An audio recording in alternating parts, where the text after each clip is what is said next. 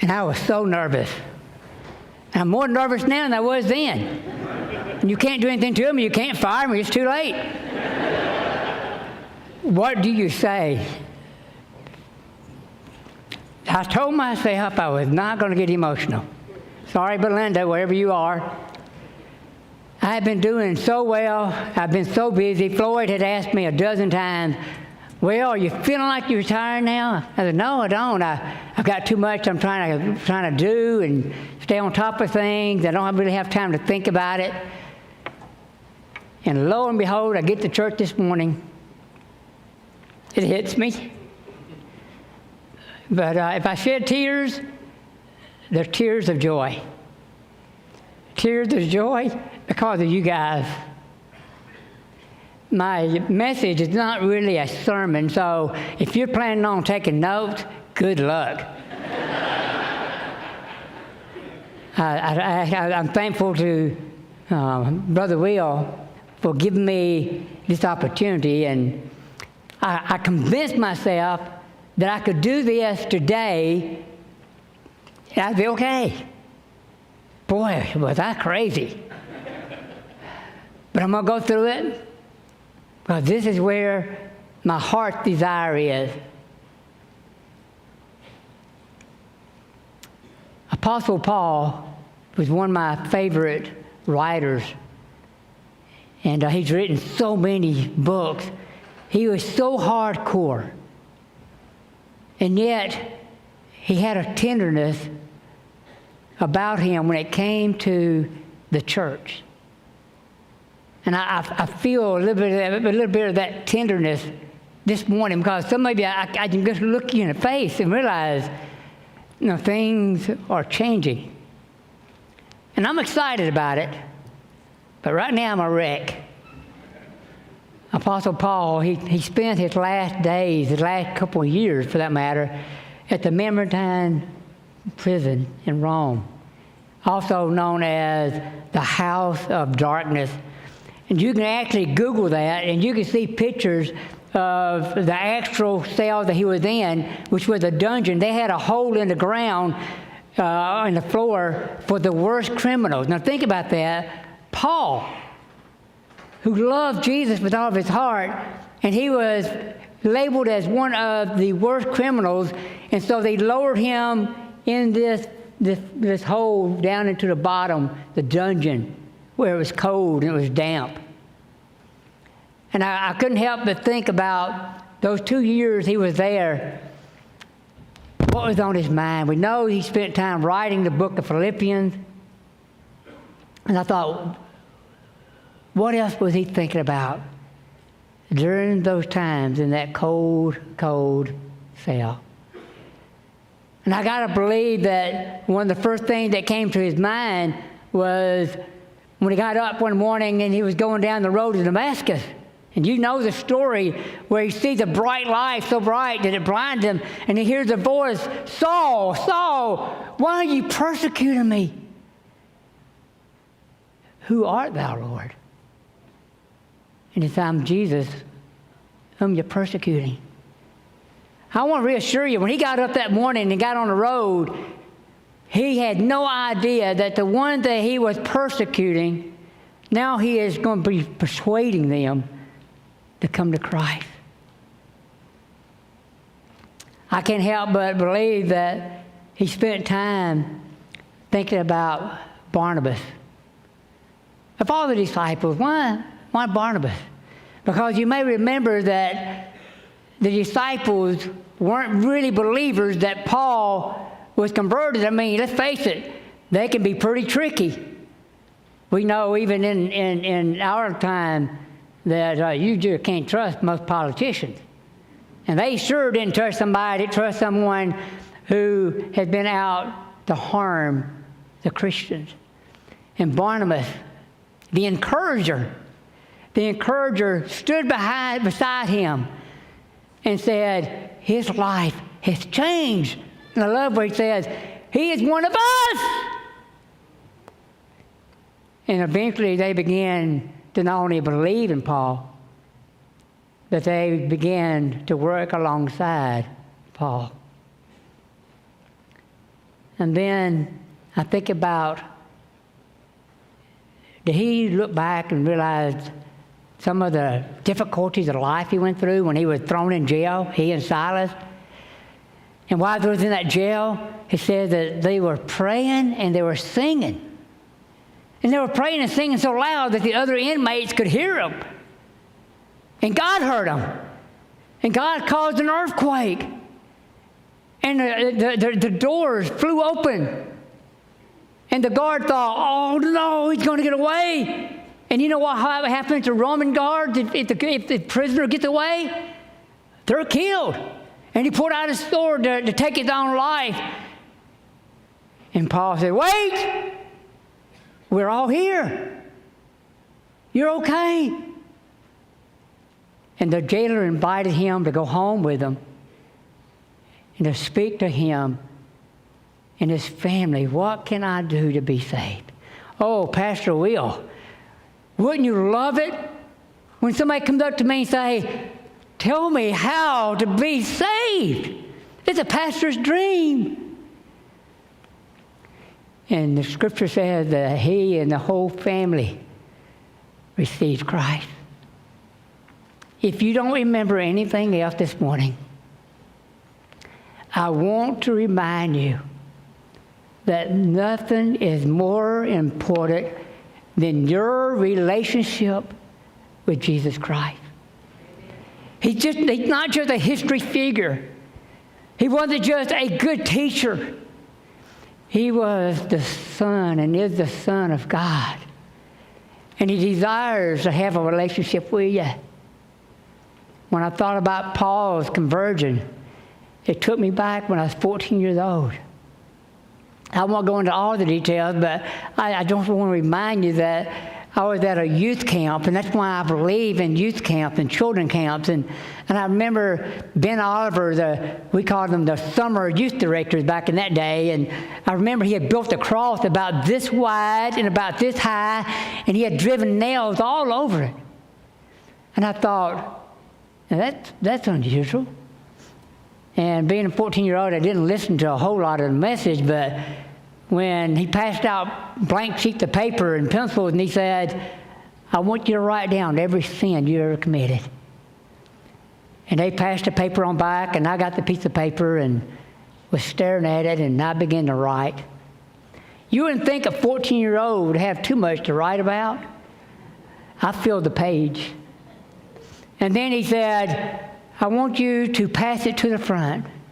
And he must have known what some of us were thinking. He said, I promise you, nobody's going to read it. Just pass it to the front. And I took mine and I folded it up into a little triangle football that you play table football with. And I watched to see where it went because I want to make sure nobody kept it. And I saw he took each one of those pieces of paper and he stuck it on the nail. And when he got mine, he tried to stick it on the nail, but it was so thick he couldn't get it on there. And he had to unravel it, and he stuck it on the nail. Now get this, in Mississippi, South Mississippi, he took a match, and he lit the bottom of it. And we watched it go up in flame. Now, I didn't know a whole lot about the KKK back in that day, but I thought, we are in trouble. But he said to us, he said, if you try to find your sin that you wrote down on this paper, you won't be able to find it. It's nothing but ashes. He said, Christ wasn't burned for your sin, but Christ died a horrific death because of your sin, because of the love He has for you. And he said, if you want to know more, we've got people that want to talk to you tonight. How many of you want to know more about how to have a relationship with Jesus? Well, my eyes were closed. I don't know who else raised their hand, but I raised my hand. And of all people they paired me with was a preacher. You realize how intimidating that is? So I sat down with the pastor and two other boys, and he talked to us about what sin is, what Jesus did, and what we need to do to be right with God. And he looked at me, and he said, Boyd, are you willing to die to yourself to live for Jesus? As a 14-year-old, not being in church, I didn't know what it meant to die to self, but I knew what it meant to die. And I just stared at him for a moment, and I thought about my life the way it was at that time, and I looked at him and I said, yes, sir, I am. And I remember he led me through this prayer, and I want to tell you, my life changed forever. 3 weeks later, I asked a friend of mine, Randy Moore, who was one of the youth, I said, Randy, how much longer do I have to live? He said, what do you mean?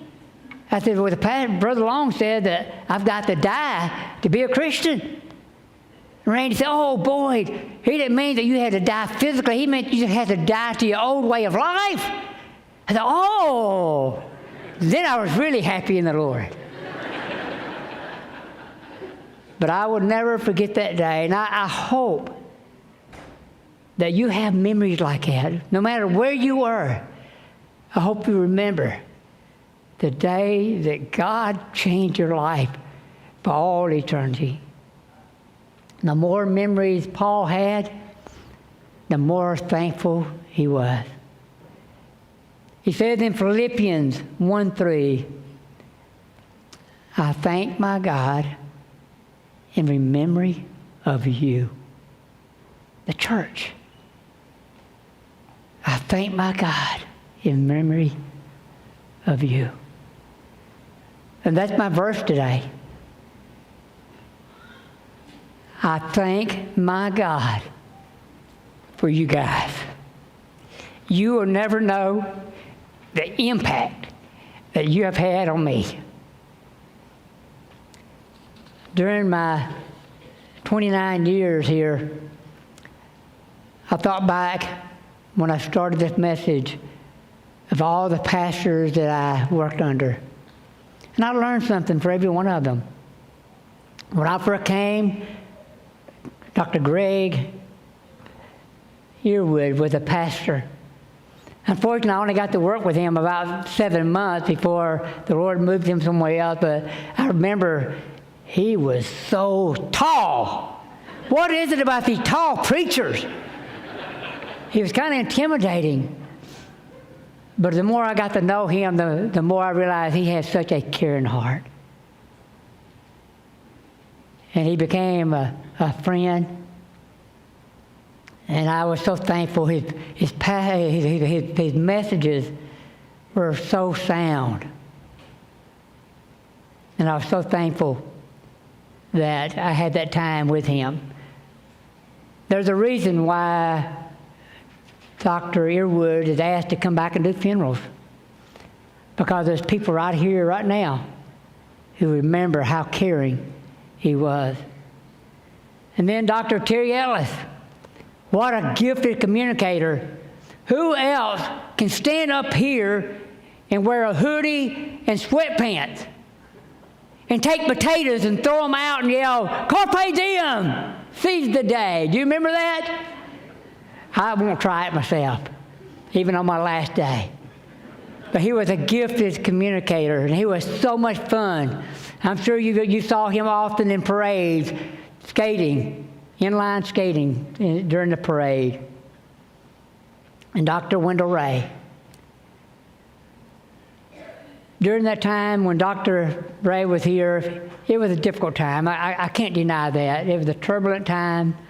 I went through rough waters. You know, sometimes things don't work out the way you want them to. But I want to tell you what I learned from Dr. Wendell Ray. I learned what it means to truly forgive somebody and to truly be forgiven. I'm not perfect.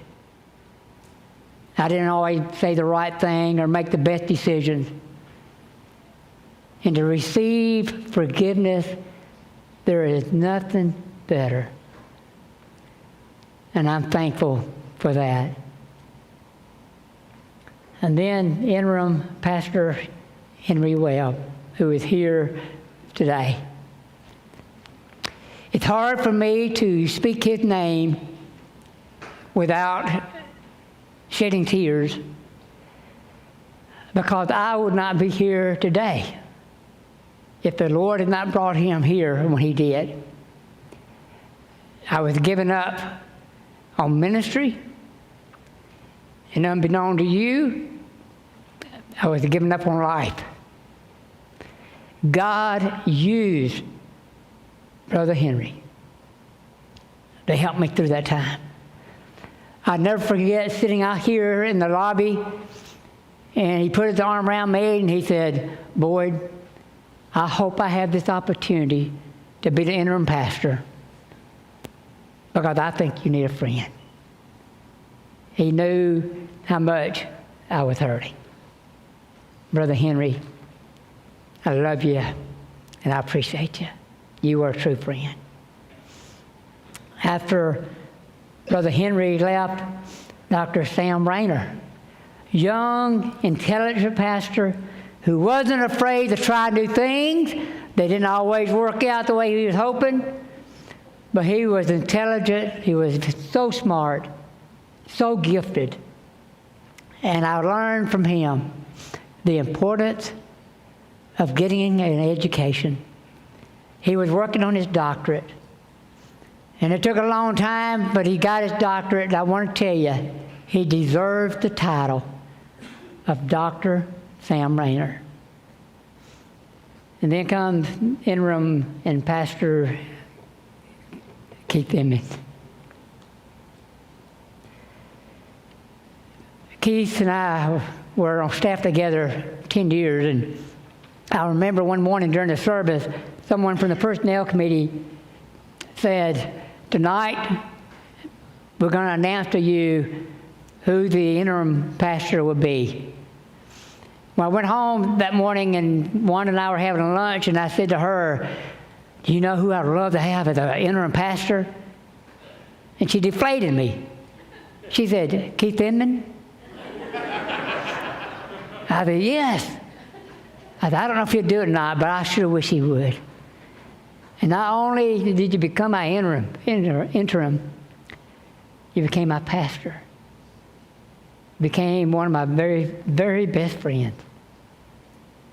And Keith, I love you so much. And this church knows how much Keith Inman loves you. And there's a reason why Keith Inman will go down in the history of the church as the most beloved pastor that we've had in my time, from my humble opinion. And then we had interim Pastor Rusty Ellison. Oh, how I wished I'd known him years ago. He is so much like me. He's just smarter. You know when he comes into the room. He has so much energy, so much enthusiasm. He loves the Lord, and he loves First Baptist Church. From his childhood, when he was Opie, he loved First Baptist Church, and he loves First Baptist Church today. And he called me this morning to thank me for the time we had together and congratulate me on my retirement. And then let's see here, we got one more pastor here on this list somewhere. Pastor Will McKay. One of the first things that Pastor Will said to me before we even voted on, he said, "Lord, if I get to be your pastor, I want you to know that I will not put anything more on you than what you're already doing. You keep doing what you've been doing." And he kept his word. Pastor Will is the preachingest dude I know. I mean, the man flat out not only knows how to preach, but can preach. Oh, I'm thankful God didn't call me to do this every day. I wouldn't last very long. But man, you can bring it, brother. Now, if we find a way to get him to shorten it a little bit, I had to throw that in, Will. I'm thankful for the time that we've had together. You beat out Greg. I only have 7 months with him. So I'm thankful for the time that we've sat down in the office and we talked and we laughed. And I love you, brother.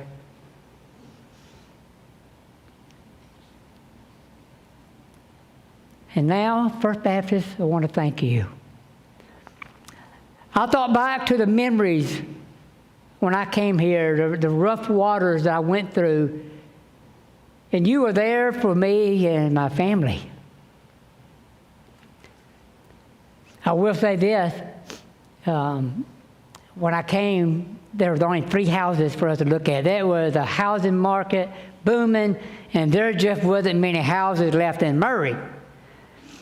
And we looked at the first one. It was a 2-bedroom. We knew that wasn't going to work. And we looked at a second one, and the house was okay, but it needed a lot of work before you could move in. And we knew that we couldn't do that. And I thought, Lord, please let this third house be the one. And it was the one there on Sycamore, 1100 Sycamore.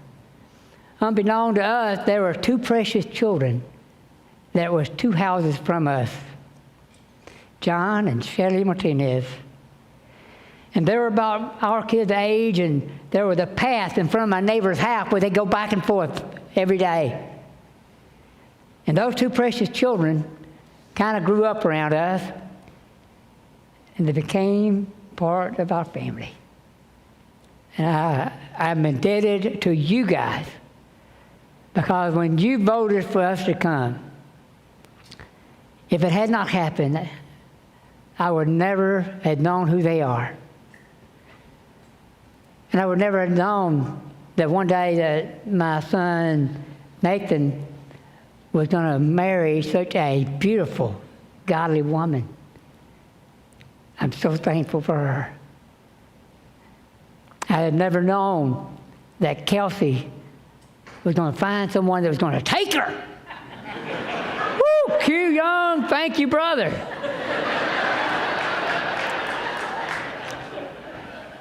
Oh, I'm so proud to have Q as my son-in-law. And Justin, where are you, Justin? You thought I forgot you, didn't you? No. Oh, a man of confidence. Justin, I love you. And only you could tame. Yeah. And the beautiful grandchildren that I have. 3 weeks after I moved here, some of you may remember that Kelsey fell 8 feet, and landed on her head on asphalt and was taken to Lourdes Hospital, and concerns that she may have brain damage, and she was in the critical care unit, and found out later, no, she just has a hard head. She did well, but you know what? During that time, you prayed for us. 99% of you, I didn't even know your name yet. But you sent cards and you prayed. And that helped us through that difficult time. I'll always be thankful serving as the student pastor. I loved student pastor. Guys, I wish y'all had grown up a different time. I would love to have been with you. All of the camp that we went to, Jeff Stewart, now if you want to know all of them and what year they was and where, Jeff Stewart can tell you. Mission Fuse, Centrifuge, World Changers, Big Stuff camps. We traveled to Florida, South Carolina, North Carolina, Tennessee, Louisiana, Colorado, and Canada. And I want to tell you that most of these camps changed some teenagers' lives for all eternity. They figured out during that time what it really meant to walk with Jesus every day. You were there when my family had an emergency. Wanda got this bright idea that she wanted a metal roof on the house.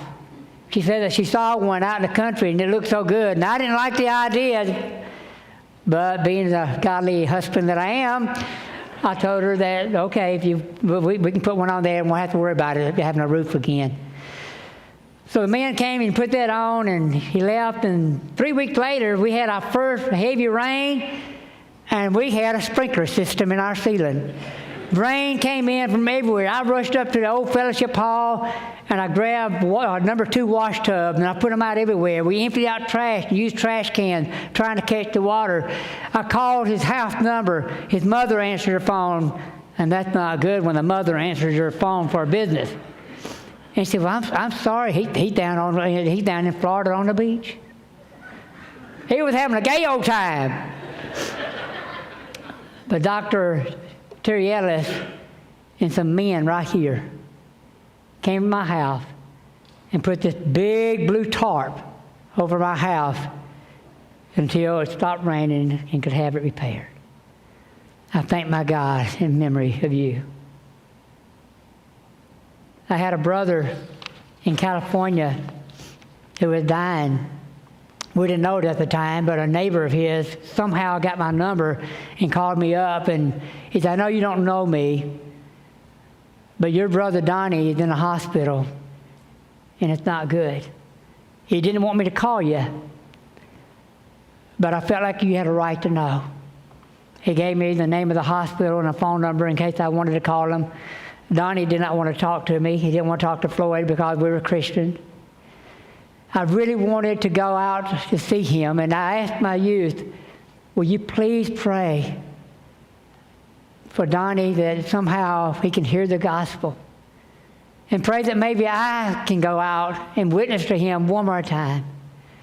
Unbeknown to me, the youth had been taking up a love offering. They presented it to me 3 weeks later, and they had collected enough money, not only for me to fly out there, but for Floyd to fly out there as well. Unfortunately, my brother died before I had a chance to get to California. But I want you to know we won the victory, because the neighbor who called me led Donnie to the Lord the day before he died. I doubt there's any youth here today that was a part of that. But I thank my God in memory of you. Some of you went to the graveside service when they sent his body back to Mississippi. Yeah, Jeff is shaking his head. He was one of them. It's the first time that we've ever had a graveside service when a tornado touched down. It touched down within 1/10 of a mile where we were, and that big old blue tent over the grave was starting to come up, and the guys were trying to hold the poles. Someone said, well, what do we need to do? They said, let her go. And everybody flew through the cars and got out as quick as they could. Donnie was the only dry one in the bunch. And I thank my God in memory of you. Well, as you know, I've had a few surgeries since being here in Murray. I remember after having open heart surgery, you prayed for me. You sent cards. You sent meals. You called to check on me. That meant so much to me. And I thank my God in memory of you. After one surgery, I was home recovering, and I heard a lawnmower. And I peeked out the window, and I saw Al Chapman cutting my grass. After another surgery, I heard the lawnmower. I peeked out again, and it was Steve White. After another surgery, I heard a lawnmower. I peeked out the window, and it was Jeff Stewart. You know what I discovered? If you're going to have surgery, have it in the summer if you don't like to cut grass.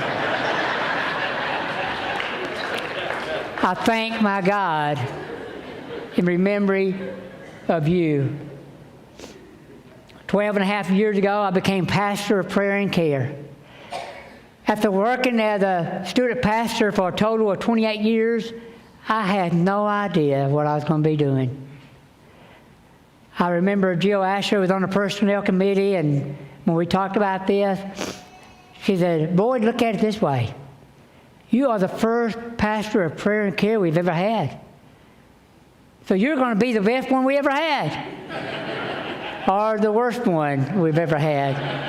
And I'll let you decide which one that it is. I will say this, it started out shaky. The first trip I took the seniors on, we went out to eat, and we were headed to Jackson, Tennessee to eat at Casey Jones. I'd just gone through Puryear, and I see someone get up from the back seat of the bus and make their way down front, and he leans over and he says, we're going to have a bathroom break. My bladder's full. I said, oh, okay.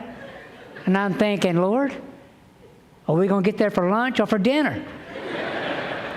So I stopped in Paris, Tennessee, and I said, okay, we're going to have a bathroom break. And I hear, oh, every one of them got off the bus. And I was sitting there, and I'm thinking, Lord, you got to be kidding me.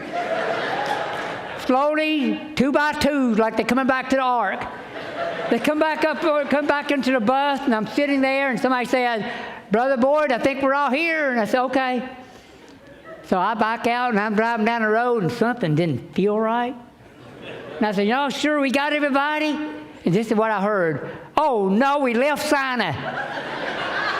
Now, when you're in a big bus, you don't just turn it around, make a U-turn. I had to wait until I had a place I could turn that bus around.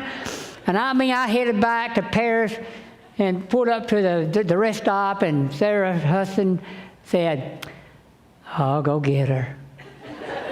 I wanted to crawl underneath the seat. In about a minute, Sarah come out and she said, shh, she's still in the bathroom. She didn't know we left her. But they're both in the hospital. They're both in heaven right now, and I'm sure they're waiting on me. I'm thankful, senior adults, that you gave me a second chance. And I thank my God in remembrance of you. First Baptist Church, during my 29 years, you have given millions to missions.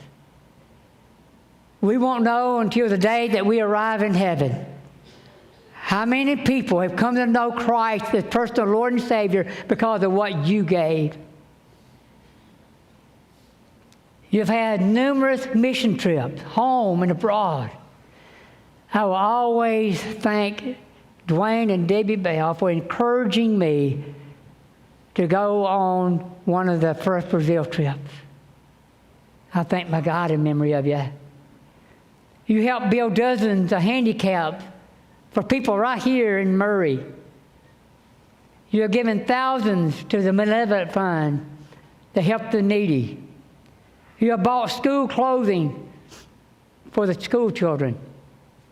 You touched the lives of children, youth, and the college students. And I'm thankful for every time the gospel went out, for every testimony that was given, for everyone who came to receive Christ because of you. And look at the interns who gave their hearts to the Lord for full-time ministry because of this church. John Mark Whitaker, Dave Snyder, DJ Culp, David Vincent, Cody Dalton, Colin System, and there may be some others. My memory's not what it used to be, but their lives was changed because of the impact that you had on them. You are making a difference. God isn't through with First Baptist Church.